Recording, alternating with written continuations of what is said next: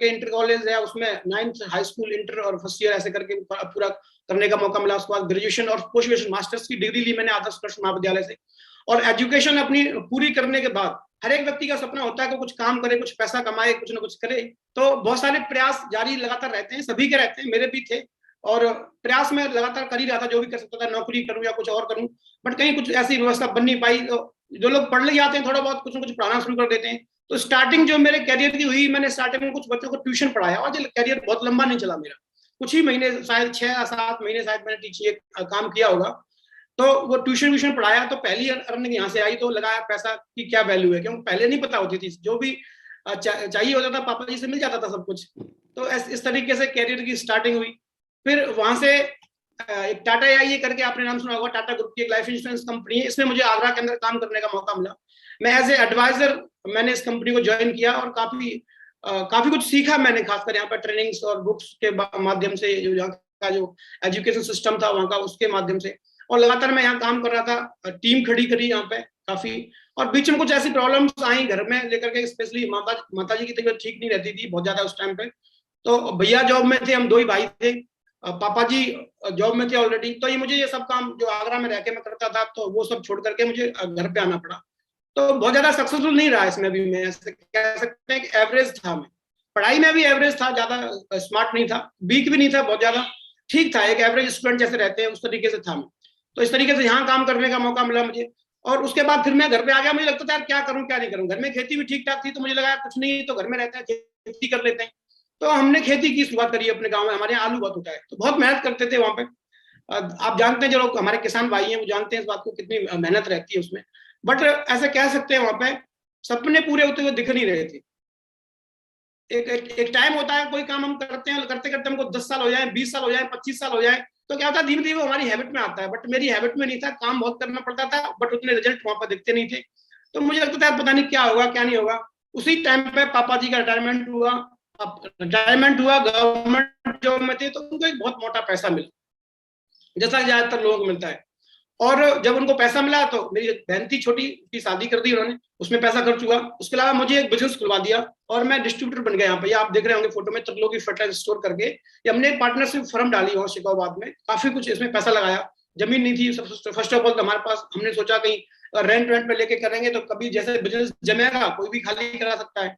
तो वहां पर खूब मोटा एक अमाउंट उसमें इन्वेस्टमेंट करके हमने ये स्टार्टिंग किया इसको, त्रिलोकी फर्टिलाइजर स्टोर को। और यहाँ पे 1 साल 2 साल 3 साल 4 साल इस तरीके से लगातार मैं यहाँ काम कर रहा था, और उम्मीद से बढ़िया ये काम चल रहा था, कोई दिक्कत नहीं थी यहाँ पे। बढ़िया, हमने सोचा था 10-5 साल में 20 साल में इसको सेटअप करेंगे धीमे धीमे। बट स्टार्टिंग में उम्मीद से अच्छा काम यहाँ पे दिखा। स्टार्टिंग पहली साल मुझे अच्छे से याद है, हम लोग आज भी हमारे पास रिकॉर्ड रखा है, लगभग 35-36 लाख रुपए का टर्नओवर किया हमने पहले ईयर में। सेकंड ईयर हम इसको 75-70 लाख पे लेके गए। थर्ड ईयर इसको हम लोग 1 करोड़ रुपए पे लेके गए। तो ये टर्नओवर तक चीज दिखता था बिजनेस में, इतना सारा प्रोडक्ट सेल हो रहा है, बढ़िया, खूब मेहनत करते हैं। 14-14 घंटे बिजी रहता था, आज भी आते, सुबह अर्ली मॉर्निंग आना होता था और देर रात तक रुकना होता था। बट क्या है, जो प्रॉफिट की अगर बात करेंगे तो वो अकाउंट में दिखती नहीं थी, बचत उसमें दिखती नहीं थी, खर्चे में ही सब कुछ निकल जाता था। क्यों होता था ऐसा? क्योंकि जब स्टार्टिंग किया था तो हमें पता नहीं था। ये सारे मोस्टली चीजें जो रहती हैं, खासकर इस तरह की जो बिजनेस रहती है, खाद बीज दवा, मोस्टली उधार पे चलती है बहुत सारा। और जब कोई भी किसान जब आता है ना, जो हमारा जो अपना एक्सपीरियंस रहा है, तो गाय बन के आता है कि हम ये दे देंगे, आप तो हमारा ये कर दो वो कर दो, आप तो बढ़िया हो, ये हो वो। लेकिन जब पैसे देने का नंबर आता है तो शेर बन जाता है, फिर पता नहीं क्या क्या लोगों की बातें आती है, ये था वो था। तो इस तरीके से वहां भी कुछ संघर्ष ही रहा, और यही सब चल रहा था लाइफ में। और उसी के साथ मुझे सेफ शॉप का प्लान देखने का मौका मिला। मैं धन्यवाद देना चाहूंगा परमपिता परमेश्वर का, कि मुझे ईश्वर के माध्यम से ये ऐसा बोला जाता है कि ईश्वर की मर्जी का ना पत्ता भी नहीं हिलता, कहीं ना कहीं उनकी मर्जी रही होगी। और मैं बहुत सौभाग्यशाली हूँ, बहुत सपोर्ट रहा मेरे बड़े भाई डॉक्टर प्रमोद यादव जी, जो इस बिजनेस में आज डायमंड है। वो इस बिजनेस को ज्वाइन कर चुके थे, जॉब में थे ऑलरेडी वो। और आप जैसे कि फोटो में देख पा रहे होंगे, हमारी अपनी फर्म का फोटो है। हमारे पार्टनर्स बैठे हैं, डॉक्टर स्वराज सर, रामनिवास जी हमारे कजिन ब्रदर है। तो इनके साथ में ही मैंने पहली बार सेफ शॉप का प्लान देखा, अपनी खुद की एजेंसी पे बैठ करके। एक सर आए भैया के साथ में, और उन्होंने मुझे ये सेफ शॉप का प्लान दिखाया। तो जब सेफ शॉप का प्लान दिखाया तो मुझे बहुत ज्यादा समझ में नहीं आया स्टार्टिंग में। क्यों समझ में नहीं आया? क्योंकि एक व्यक्ति आके बोलता है कि आप यहाँ पे एक शॉपिंग कर लीजिए, खरीदारी कर लीजिए, और आने वाले समय में आप कुछ ही साल में, 2 से 3 साल में, 4 साल में आप लाखों रुपए कमा सकते हैं, आप कार ले सकते हैं, आप विदेश जा सकते हैं, आपकी जिंदगी बदल सकती है, हवाई यात्राएं आप कर सकते हैं, बहुत सारी ऐसी तमाम बड़ी बड़ी बातें वो कर रहे थे। मुझे लग रहा था यार हमने ये जो अपनी एजेंसी खोल रखी है यहाँ पे, हम लोगों ने तीनों लोगों ने मिलकर कुछ लोन वोन करके और कुछ आपस में सेटिंगबाजी करके 30-40 लाख रुपए का इन्वेस्टमेंट हुआ है यहाँ पे, और इतना रुपए लगा के भी लाखों रुपए महीने नहीं आ रहे, तो यहाँ पे क्या ऐसा जादू है, क्या हो जाएगा, मतलब कि एकदम से ऐसा कैसे हो सकता है, इसमें कुछ ना कुछ इसमें प्रॉब्लम है, इस तरह की दिमाग में बातें रहती हैं। बट ये मेरे साथ थोड़ा अच्छा रहा कि बड़े भाई थे तो मैं ज्यादा कुछ कह नहीं पाया, और उन्होंने मुझे बोला कि नहीं करना ही है बिजनेस, और मुझे सीनियरिटी का स्पेशली बेनिफिट दिखाया गया, अगर आप आज बिजनेस को ज्वाइन करते हो तो आज के बाद जो भी सेल आएंगी आपके प्लान के द्वारा वो आपके डाउनलाइन और आपके टीम में ही आएंगी, तो उनका आपको बेनिफिट मिल जाएगा। तो मुझे मोटा मोटा मेरे दिमाग में एक बात तो ये आई कि मैं यहाँ से अगर शॉपिंग करता हूँ तो मेरा कुछ जा नहीं रहा। हाँ, कई लोग दिमाग में रहता है ये हो गया तो वो हो गया, तो मैं तुरंत जिस दिन प्लान देखा उसी दिन की ज्वाइनिंग है मेरी इस बिजनेस में, उसी दिन मैंने इस बिजनेस को ज्वाइन कर लिया। ज्वाइन किया तो ज्वाइन करने के बाद जैसा कि ज्यादातर लोगों का एक्सपीरियंस रहता है, मेरा भी सेम वही एक्सपीरियंस था। जैसे मैं शाम के टाइम जैसे अपनी एजेंसी थी उसको क्लोज करके जब मैं अपने गांव में गया, नजदीक में गांव तब शहर से लगा हुआ, तो हर एक गांव में ना कुछ अड्डे रहते हैं, कुछ जगह होती है जहाँ पर लोग मिलते हैं। तो मैं भी वहां पर गया जैसे कि अपने गांव में, तो 2-3 लोग वहां पर थे, मेरे हम उम्र थे, लड़के थे। मैंने बुलाया उनको, 2-3 लोगों को, बोला यहाँ आओ भाई, मेरे पास एक आपके लिए एक बढ़िया सेटिंग है। गांव की भाषा में बात करते थे, इधर आ भाई मेरे पास एक जुगाड़ है तेरे लिए। तो बोला हाँ बता भाई क्या जुगाड़ है, ऐसे बोला उसने मुझे। तो मैं ये कंपनी है इस तरीके से, और वहां पे इस तरीके से ऐसे करके उसको ज्वाइन करते हैं, जो भी मुझे मोटा मोटा आता था मैंने उसको बताया ओरली, ज्वाइन करने के उसी दिन सेम डे, और बोला लाखों रुपए की इनकम आएगी, आप डायमंड बन जाते हैं। और जितना भी मुझे आता था मोटा मोटा, शायद आज मैं ज्यादा बता रहा हूँ, शायद इतना नहीं बताया हुआ उस दिन क्योंकि ज्यादा कुछ पता नहीं था। तो जब मैंने ये सारी चीजें उनको बताई कि आप लाखों रुपए कमा सकते हो, कार ले सकते हो, विदेश जा सकते हो, तो बोले मुझे देख के हंस रहे थे। तो मुझे हंस रहे थे देख के, तो इतना पागल तो मैं भी नहीं था कि क्यों हंस रहे हैं, क्योंकि मैं ऑलरेडी एक एजेंसी पे था, तो मैं देखता था कस्टमर डीलिंग तो काम था मेरा ऑलरेडी, पहले भी मैंने टाटा एजी लाइफ में काम कर रखा था ऑलरेडी फील्ड पे। मुझे लगा कि ये लोग शायद इनको बात मेरी समझ में नहीं आ रही और ये लोग हंस रहे हैं मेरे ऊपर, मुझे ऐसा फील हुआ। तो उन्होंने पूछा मुझे कि क्या तू उसमें ज्वाइन कर गया, क्या तूने ज्वाइन किया कंपनी को। तो मुझे लगा कि ये क्योंकि ये मेरी मजाक करेंगे, पता नहीं क्या करेंगे, तो मैंने उनको झूठ बोल दिया कि नहीं मैं इसमें भी जुड़ा नहीं हूँ, मैं जस्ट आप लोग फ्रेंड लोग हो, मैं जस्ट पूछना चाहता हूँ कि मुझे जुड़ना चाहिए कि नहीं जुड़ना चाहिए इस तरह के बिजनेस में। वो लोग आए थे एजेंसी पे और बोल रहे थे बड़ी बड़ी बातें। तो उनमें से एक व्यक्ति बोलता है कि नहीं नहीं भाई फंस मत जाना तू इसमें, ये काम बेकार है, कुछ इसमें चलता नहीं है, ये नहीं होता नहीं, तराम की उसने बातें करी। और मेरे सर में उस टाइम ना खुजली होना शुरू हो गई। मैंने कहा यार मैं तो फंस गया, ये इतनी सारी बातें बोल रहा है कि ये नहीं हो सकता, वो नहीं होता, ये कंपनियां में ऐसा, पता नहीं क्या क्या उसने बोला, मेरे को सारी बातें याद भी नहीं है आज, काफी लंबा पीरियड हो गया। तो मैं कोई बात नहीं, ठीक है तू मना कर रहा है, तो मैं तो ज्वाइन हुई नहीं, बट अंदर से मैं ज्वाइन कर चुका था। मुझे बहुत इस बात का दुख था कि यार मैंने पैसे दिए, ये सारी चीजें हुई हैं। तो रात को जब मैं बिस्तर पर सोने गया मुझे ढंग से नींद नहीं आ रही, और मैं सोच रहा यार मेरे पैसे चले गए, मैं तो इतना सीधे साधा हूँ, किसी की भी बातों में आ जाता हूँ। बोलो भैया ने बिना मतलब बोल दिया, भैया भी हमारे सीधे साधे हैं, बहुत अच्छे हैं, मैं आज तक भी बात जो भी हूँ मैं आज बहुत उनका सपोर्ट रहा है और आज भी है, और हमेशा उनका सपोर्ट रहता है मेरे साथ में। तो मुझे लगा वो बहुत सीधे हैं और वो किसी की बातों में आ जाते हैं, और उनकी इस तरीके से वो खुद भी फंस गए और मेरे को भी ज्वाइन करा दिया, इसमें कुछ होना तो है नहीं।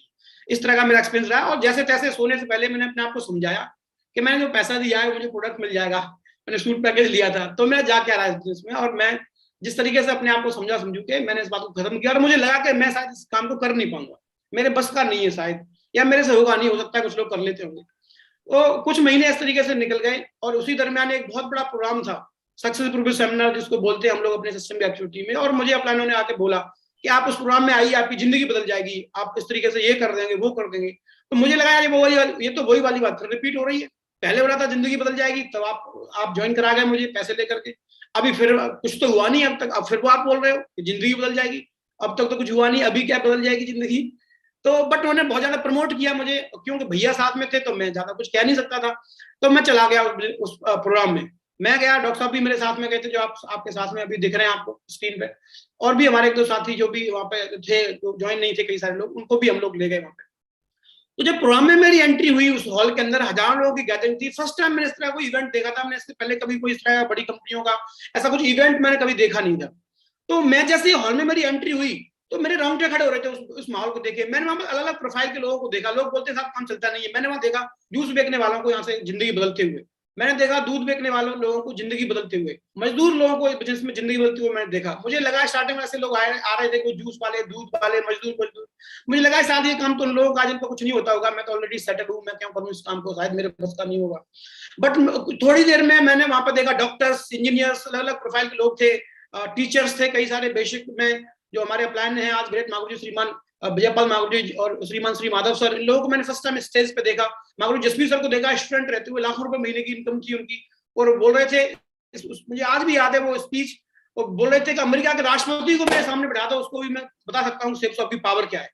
तो मुझे लगा यार बिजनेस ये रियल में बहुत बड़ा है। जब यहाँ पे एक मजदूर पैसे बना सकता है, एक दूध वाला पैसे बना सकता है, जूस वाला पैसे बना सकता है, डॉक्टर यहाँ पैसे बना सकता है, इंजीनियर पैसे बना सकता है, टीचर्स, चार्टर्ड अकाउंट, अलग अलग प्रोफाइल के लोग, पुलिस डिपार्टमेंट से, आर्मी से, और अलग अलग प्रोफाइल के लोग बिजनेस में पैसा बना सकते हैं, तो भी मैंने कौन से पाप कर दिए, पैसा तो मैं भी बना सकता हूँ उस बिजनेस से।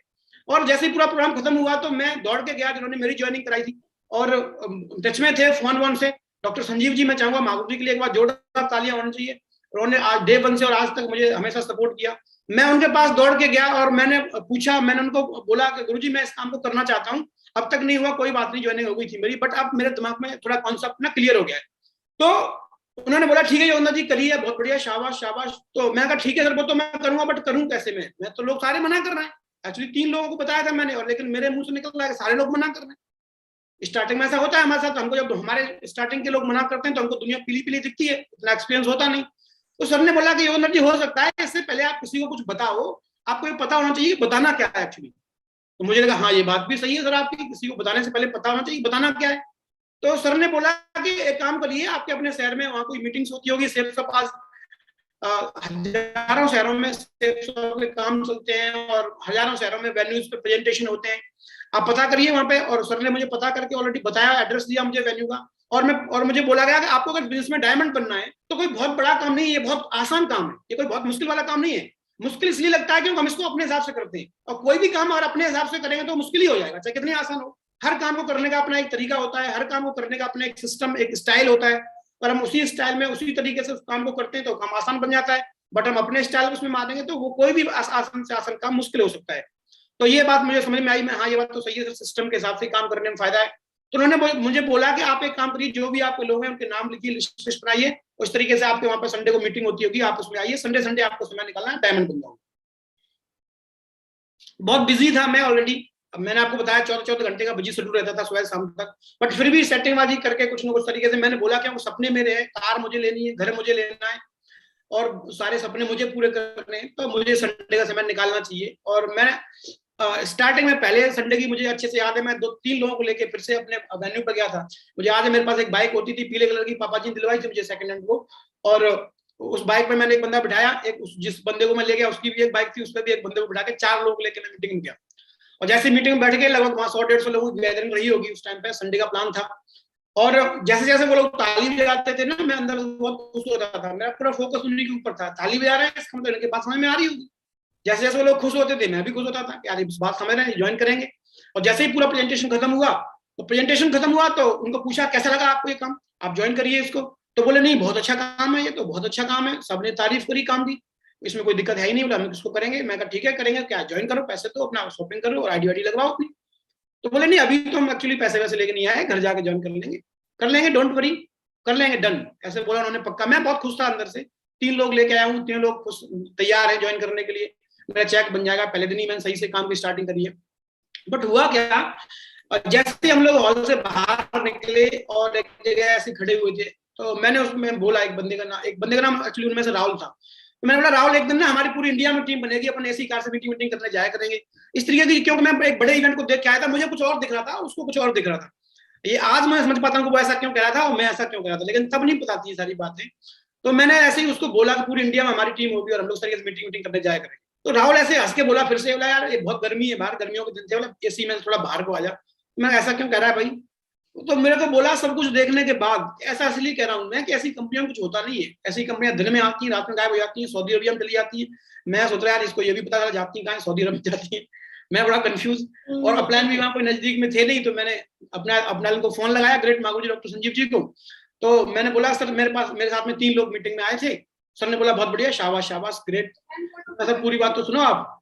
बोला हाँ बताइए योगेंद्र जी। मैं सर 3 लोग मना कर रहे हो, तो आपने बोला था मीटिंग दिखाओगे तो लोग हाँ करेंगे, तो 3 मना कर रहे हैं। सर ने मुझे पूरा एकदम पूरे एनर्जी में आके बोला बधाई हो योगेंद्र जी आपको, कांग्रेचुलेशन। ये बात सुन के मैं चौंक गया, मैंने ऐसा पहली बार देखा था कि लोग काम खराब होने पर भी बधाई देते, ये मैं सेप्सो के अलावा कहीं देखा नहीं। तो मुझे लगा शायद सर के पास मेरी आवाज नहीं जा रही होगी, तो मैंने बोला सर हेलो हेलो क्या आप मुझे सुन पा रहे हैं? हाँ योगेंद्र जी मैं सुन रहा हूँ आपको।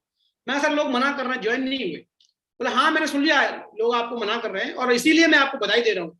मुझे पूछा उन्होंने, एक बात बताइए, आप ऑलरेडी आप बिजनेस में हैं, आप एजेंसी चलाते हैं इतनी बड़ी, ये जो सेफ शॉप का काम है आपको कैसा लगता है? मैंने कहा ठीक लगता है सर, तभी तो कर रहे हैं। मतलब ठीक लगता है, जेन्युइन है, मतलब गैर कानूनी है, कानूनी है? मैं सर कानूनी है, इसमें क्या दिक्कत है?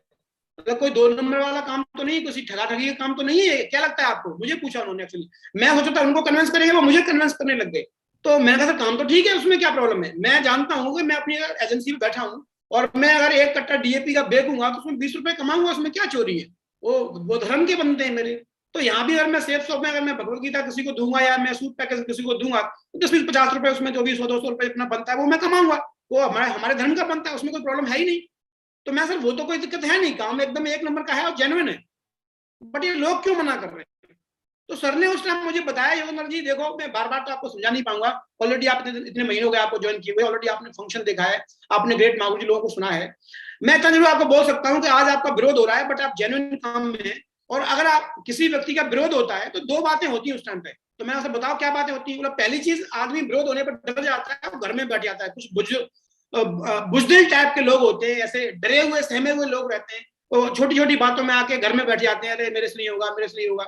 दूसरे थोड़े जिद्दी किस्म के लोग होते हैं, अगर उनको थोड़ा कोई चैलेंज कर देना, जिनकी ऐसा बोलते हैं हमारे गेट मागुर जी माधव सर, ये बिजनेस ना पतली चमड़ी वाले लोगों का है, जिनकी चमड़ी पतली होती है, जिनको साला बात भी चुप जाती है, उनका है ये बिजनेस। जो मोटी चमड़ी वाले रहते हैं उनको भला को वो भी उनको चुपता नहीं है। तो ये अगर आपको ये बात अगर लग रही है और तो विरोध आपका हो रहा है, अब या तो आप डर की वजह से घर में बैठ जाएंगे या फिर आप और मजबूत हो जाएंगे और आप ये कसम खाएंगे इस बात की, चाहे कुछ भी हो जाए, आज के बाद मैं डायमंड बन के दिखाऊंगा, ये आप कमिटमेंट कर जाएंगे। तो आपका आप देखिए इतिहास को उठा करके, मैंने बहुत सारी हिस्ट्री पढ़ रखी थी, मास्टर्स की डिग्री ली, हिस्ट्री पढ़ी मैंने उसमें, और मैं तैयारी करी जॉब वगैरह की, कोचिंग जाके वहां भी मैंने हिस्ट्री पढ़ी बहुत सारी। और ये कई सारी चीजें हम लोग इतिहास में पढ़ते हैं, मोस्टली लोग पढ़ते हैं कि जिस चीज का विरोध हुआ है उसने तरक्की करी है, जिस चीज का विरोध हुआ है उसने तरक्की करी है। तो ये सुनने में तो अच्छा लगता है, बट जब अपना होता है ना तब साला अंदर से कुछ ऐसे ऐसे होता है। तो मुझे लगा कि यार मुझे करना चाहिए। सबने कई सारे एग्जांपल दिए मुझे, अलग बड़े बड़े लीजेंड लोगों के, और उन्होंने बोला कि ऐसे विरोध हुआ था ग्रेवाल मागरू जी का, वो आज इतने बड़े लेवल पे है, विरोध हुआ था माधव मागरू जी का, वो आज इतने बड़े लेवल पे है, जसवीर मागरू का विरोध हुआ था, वो आज इतने बड़े लेवल पे है। योगेंद्र जी बधाई हो आपको, आज आपका विरोध हो रहा है, आप भी बहुत बड़े लेवल पहुंचेंगे, बस कंडीशन इतनी है कि आप चलते रहेंगे कि इसमें रुक जाएंगे। मेरे जमीर को ललकार दिया, मुझे लगा कि सर मुझे चैलेंज कर रहे हैं, मुझे ऐसा लगा फोन पे, मुझे लगा सर कैसी बात आप कर रहे हैं सर, आप चैलेंज कर रहे हो। मैं आपको कमिटमेंट करता हूँ इस बात का कि आप जब भी पीछे मुड़ के देखोगे, मुझे नहीं पता आपको कोई दिखेगा नहीं दिखेगा, योगेंद्र आपको आपको पीछे खड़ा हुआ दिखाई देगा। और मुझे बताया कि बिजनेस को आपको सीखना पड़ेगा, मैं ट्रेनिंग में गया, मैंने सीखा समझा, और मुझे बोला कि बिजनेस करना बहुत आसान है। मुझे आज भी याद है, उन्होंने मुझे एक वीडियो भेजा था माधव जी श्री नरसिंहवाल जी का, अच्छे से मुझे याद है। और गुरुजी की इस उम्र में भी, और गुरुजी स्टेज पे कूद रहे थे, और उन्होंने मुझे एक टैगलाइन उनकी याद है आज भी, गुरुजी बोल रहे थे आपको बिजनेस में डायमंड बनना है, इसमें कोई रॉकेट साइंस नहीं है, आपको दिमाग में एक बात अच्छे से कॉपी पेस्ट रहनी चाहिए, आए तो बेस्ट नहीं तो नेक्स्ट, आए तो बेस्ट नहीं तो नेक्स्ट, आए तो बेस्ट नहीं तो नेक्स्ट। वो स्टाइल में मैं शायद बोल नहीं पाऊंगा, गुरुजी की अपना अलग रहता है, हम तो बच्चे हैं उनके। तो वो देख के मैं बहुत मोटिवेट हो गया, मैंने कहा ठीक तो है, आए तो बेस्ट नहीं तो नेक्स्ट। और हिंदुस्तान में रह रहे हैं हम लोग, ये हमारा सौभाग्य है कि हम लोग पूरे विश्व के दूसरे नंबर के सबसे बड़े मार्केट में बैठे हैं, सबसे इतना बड़ा मार्केट है पूरी दुनिया के नहीं, भारत के मार्केट पे, तो हमारा ये सौभाग्य हम लोग भारत में पैदा हुए, इतने बड़े मार्केट में बैठे हैं, 3 लोग मना करके क्या फर्क पड़ता है? लोग बहुत सारे बिजनेस इतने सालों से चल रहा है, आज सेफ शॉप को 21 साल हो गए, लगातार लोग यहाँ पर डायमंड बन रहे हैं, लगातार लोग यहाँ पे मरकरी वीनस और अलग अलग लेवल पहुंच रहे हैं, लगातार लोग अपनी ड्रीम कार्स, अपने ड्रीम हाउस और फॉरेन टूर पता नहीं क्या क्या अचीव कर रहे हैं। हम करेंगे, हमारा भी होगा। तो ये थोड़ा सा अंदर से विश्वास हुआ, और उस दिन से मैं लगातार सिस्टम पे आ गया, और उस दिन से आज तक कोई प्रॉब्लम नहीं आई। प्रॉब्लम क्यों नहीं आई? क्योंकि हमने प्रॉब्लम समझी नहीं। जब भी इस तरह कुछ चीज आती थी हम उसको सोचते थे चैलेंज है हमारे लिए, हमें इसको फेस करना है, और उसको लगातार फेस करते गए, और धीमे धीमे टीम बनना शुरू हो गई। जब मैं सेफ शॉप की स्टार्टिंग करी, ये आप फोटो देख रहे होंगे,